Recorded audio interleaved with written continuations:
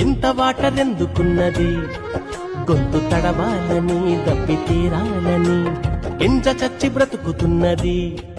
సర్వలోకానికే విద్య నేర్పాలని గర్భమందు ఎముకలెదిగే తీరేంటో, సూర్యుడారకుండా మండడమేంటో, గాలి ఏడ నుండి తరలి వస్తుందో, పురుగు చిలుకలాగా మారే కాదేంటో. స్పేస్కే శాటిలైటులే పంపగలిగిన సైన్స్ కైనా తెలుసునా. అలా కడలిలో అలా ఎగసి పడుతూ పరుగులిడుతూ తీరాన్ని చేరాక ఆగేది ఎందుకలా, ఎలా జరుగుతోందిలా చిలిపి కొయిలా పసిడి వెన్నెలా, తెలుసునా నీకైనా ఈ వింత ఏమిటలా. చిత్రమే ఆద్యంతమీ లోకము, ప్రశ్నలే ఏ వైపు చూసినా ఆన్సరే ఏడ ఉందని వెతికితే అందేనే అద్భుతాల గ్రంథమే.